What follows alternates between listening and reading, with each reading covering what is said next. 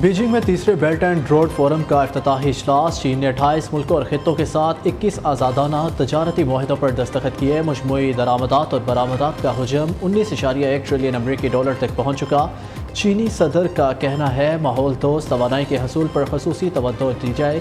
نگران وزیر اعظم انوار الحق کاکڑ کی بیلٹ اینڈ روڈ فورم میں پاکستان کی نمائندگی کر رہے ہیں۔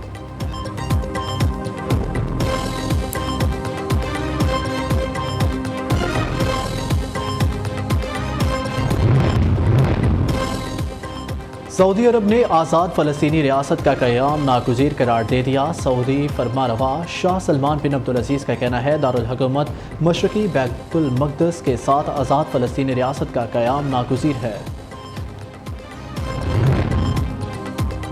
اسرائیلی وزیر اعظم کا عرب امارات کے صدر سے رابطہ۔ جنگ کی صورتحال پر تبادلہ خیال، دونوں سربراہوں کا تنازع کو پھیلنے سے روکنے پر اتفاق۔ اس موقع پر شیخ محمد زین بن النہیان نے اسرائیلی وزیر اعظم سے کہا تمام یرغمالیوں کو فوری رہا کیا جانا چاہیے۔ غزہ میں انسانی ہمدردی کی راہداری کو بغیر کسی تاخیر کے کھولا جائے۔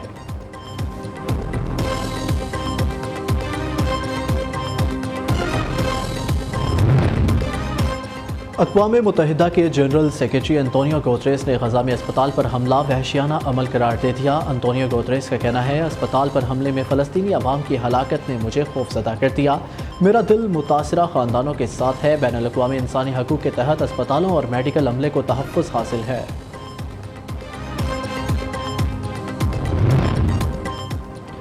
امریکی صدر کو اردن کا دورہ منسوخ کرنا پڑ گیا۔ صدر بائیڈن کی اردن کے شاہ اور مصری صدر سے ملاقات طے تھی۔ فلسطینی صدر محمود عباس پہلے ہی بائیڈن سے ملاقات منسوخ کر چکے تھے۔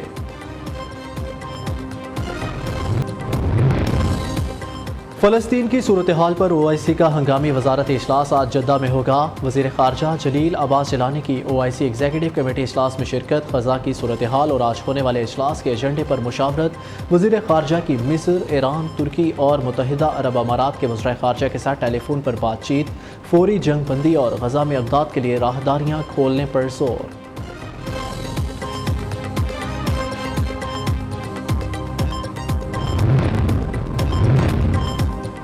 اسکاٹ لینڈ کا فلسطین کے مہاجرین کو پناہ دینے کا اعلان۔ اسکاٹش فرسٹ منسٹر حمزہ یوسف کا کہنا ہے کہ پناہ کے لیے آنے والے فلسطینیوں کے لیے اسکیم لا رہے ہیں۔ غزہ حملے میں زخمیوں کو اسکاٹ لینڈ علاج معالجے کی سہولت مہیا کرے گا۔ اسکاٹش فرسٹ منسٹر کا برطانوی حکومت سے بھی رابطہ۔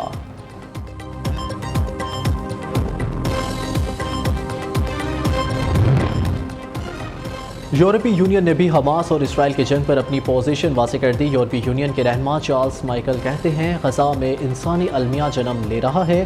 حالات کا تقاضا ہے کہ محصورین کو فوری امداد مہیا کی جائے۔ مصر کو انسانی ہمدردی کی بنیاد پر رفح راہداری کھول دینی چاہیے۔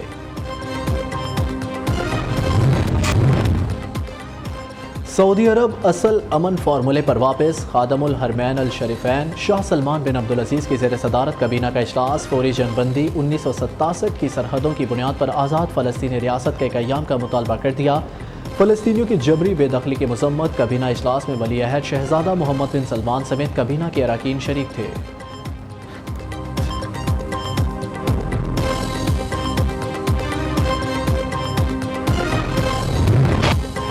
اسرائیلی جارحیت نامنظور۔ عسکری قیادت کا اظہار مذمت۔ کور کانفرنس کے شرکاء کا انسانی حقوق کی پامالی پر اظہار تشویش۔ آرمی چیف نے کہا فلسطینی بھائیوں کے اصولی موقف کی حمایت جاری رکھیں گے۔ مسئلہ فلسطین کے پائیدار حل اور مسلمانوں کے مقدس مقامات پر غیر قانونی قبضے کے خاتمے کے لیے پاکستان فلسطینی بھائیوں کے ساتھ ہے۔ سفارتی اور اخلاقی حمایت جاری رہیں گے۔ کور کمانڈر کانفرنس کے شرکاء کا ملکی خود مختاری اور علاقائی سالمیت کے دفاع کے لیے عزم کا اعادہ۔ دہشت گردوں ان کے سہولت کاروں کے خلاف پوری طاقت سے نمٹنے کا فیصلہ۔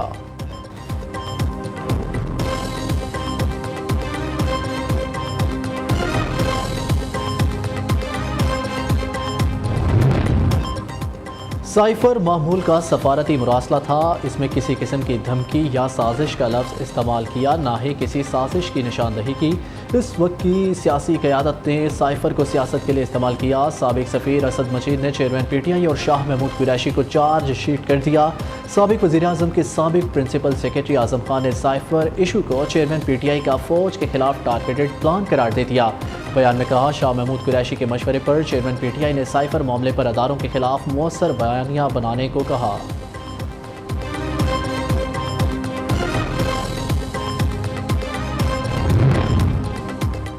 سفارتی محاذ پر وزیر اعظم اہم مشن پر چین میں موجود، صدر شی جن پنگ کے عشائیے میں شرکت، روسی صدر ولادیمیر پوٹن سمیت کئی اہم رہنماؤں سے ملاقاتیں، دو طرفہ امور پر بات چیت۔ چینی میڈیا کو انٹرویو میں وزیر اعظم نے کہا سی پیک BRI منصوبے کا شاہکار شی جن پنگ کے ویژن کا ثبوت ہے۔ منصوبے میں شامل ممالک کے قرض کے جال میں جکڑے جانے کے تاثر کو مسترد کر دیا۔ بیجنگ میں سی پیک راؤنڈ ٹیبل اجلاس میں تھنک ٹینکس کے اسکالرز سے گفتگو میں کہا سی پیک معاشی راہداری نہیں، پاک چین اسٹریٹجک تعلقات کا مظہر ہے۔ وزیر اعظم تیسرے بیلٹ اینڈ روڈ فورم برائے بین الاقوامی تعاون میں شرکت کے لیے بیجنگ میں موجود۔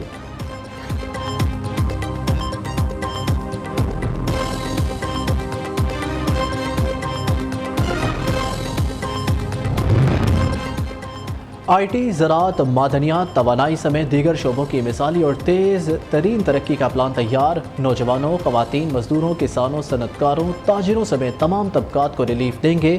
مریم نواز کی FPCCI کے دورے کے موقع پر گفتگو، کہا نواز شریف کا ایجنڈا معیشت کی بحالی اور مہنگائی کا خاتمہ ہے، بیوروکریسی اور FPR میں اصلاحات لائیں گے، نیب کے انتقام کا خاتمہ کر کے کاروباری برادری کے تحفظات دور کریں گے۔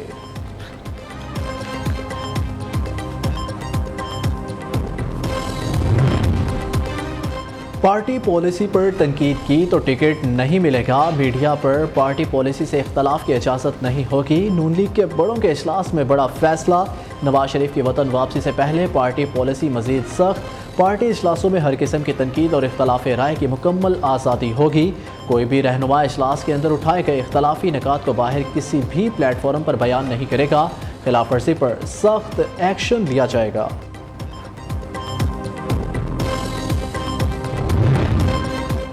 مولانا فضل الرحمان کی تمام سیاسی پارٹیوں کو ملکی مسائل کے لیے ایک ساتھ بیٹھنے کی تجویز، کہتے ہیں پارلیمنٹ کی بالادستی پر سب کو متحد ہونا ہوگا۔ JUI کے سربراہ کا کہنا ہے پاکستان کے مسائل کا حل کسی ایک شخص یا جماعت کے پاس نہیں، سیاسی جماعتوں کو اختلاف رائے کے باوجود سیاسی گنجائش پیدا کرنی چاہیے، سیاستدانوں نے گنجائش نہ نکالی تو سب کا نقصان ہوگا۔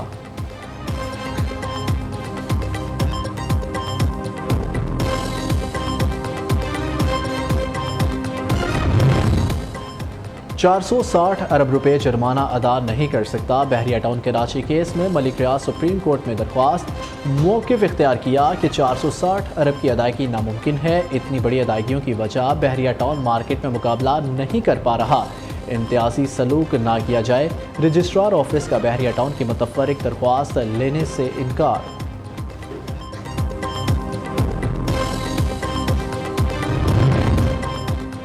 وزیر اعلیٰ پنجاب محسن نقوی نے کرایوں اور اشیاء کی قیمتوں میں کمی کی خوشخبری سنا دی، کہتے ہیں ٹرانسپورٹرز نے کرائے 10% کم کر دیے، آٹا، گھی، چکن اور انڈوں کی قیمتوں میں کمی کا اعلان ہو گیا، دالیں بھی 20 سے 30 روپے تک سستی ہوں گی۔ وزیر اعلیٰ محسن نقوی کی فیصل آباد میں کابینہ کے خصوصی اجلاس کے بعد گفتگو، کہا پیٹرولیم مصنوعات کی قیمتوں میں کمی کا فائدہ عوام تک پہنچائیں گے۔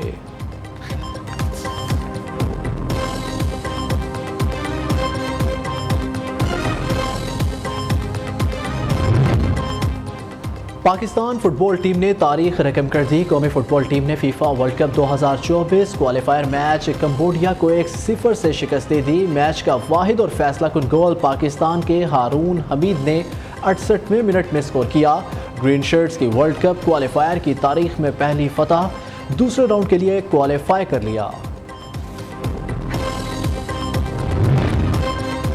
سردی نے دستک دے دی، لاہور سمیت پنجاب کے مختلف شہروں میں موسلادھار بارش، لاہور میں آج بھی بادلوں کا راج رہے گا، خیبر پختونخوا، گلگت بلتستان اور آزاد کشمیر میں برف باری کا سلسلہ جاری۔